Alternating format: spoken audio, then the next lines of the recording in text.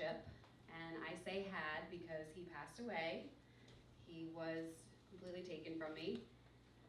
It's going to be 2 years in a few weeks, and I still can't say the D word, D-I-E-D, which is why I say he passed away.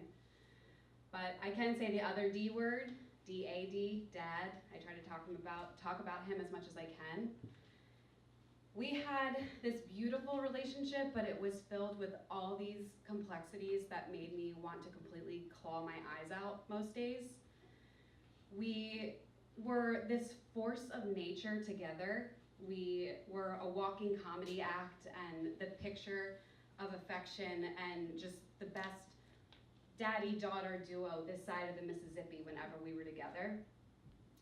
But he had a really hard time kind of dealing with a lot in his life and making priorities, and it always left me feeling like I didn't know where I fit in. So after he passed, I'll never forget the first dream I had with him, and I get a lot of them, and if you've ever lost somebody, you know that that's a blessing and a curse. I was in his house, in his kitchen. It was dark and a very stormy night. I was there by myself, and I looked off to the doorway that led into his home office, and the light just illuminated his presence beyond the doorway. And I looked at him and yelled, "Dad!" And he kind of went back into the darkness. It was apparent he didn't want to be seen. But I wasn't gonna stand for this. This was 2 months after he had passed away. I hadn't seen him. Here he is in my dream. And this part of the dream was so real. I lunged towards him, and I could feel that I pushed him up against the desk, and I tried to hug him and hold him so tight. I was very much aware that he was no longer on this earth. So just to feel him and hug him. And he shoved his elbow and his shoulder into my face, and he didn't embrace me at all. And he just said, "Call your mother." Next thing you know, the scene changes and we're outside, and I'm standing in the driveway, and I can see a car coming around the bend of his street, and there's headlights on. I know that someone's coming to pick me up. The floodlights on, and it's just lighting up the raindrops, and just enough to see my dad again, bent over at a bench, tying his shoes. "Dad! Oh my God, are you here? Are you staying?" He doesn't look up at me.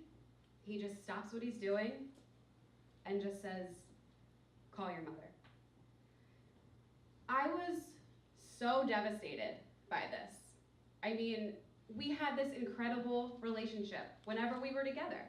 Whenever we were together, we were constantly hugging, constantly, he was flicking my head, poking me, we're, just being fun with each other.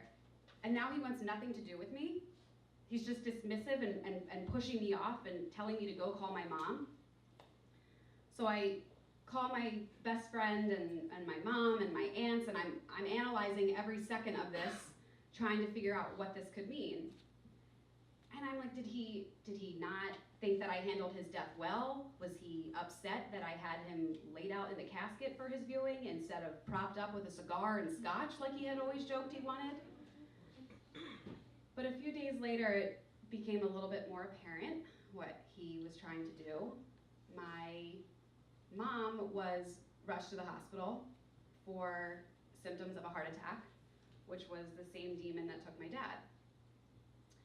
That is a whole other story slam, what happened in that situation, that I will get to at another time. But to cut it short, she's completely fine, and it was just a scare. But I realized that he wasn't shoving me away or telling me that he didn't want me or that he only wanted my mom to take care of me. He was trying to warn me. So I've leaned into this. I still get so many dreams with him, and I try to listen to any messages that he tells me. He actually almost ruined my engagement because he was sending me signs before it happened. But sometimes I just try to embrace his presence and just feel happy to still have him by my side even though he's not here physically. So my dad and I had a beautiful relationship, and we still do.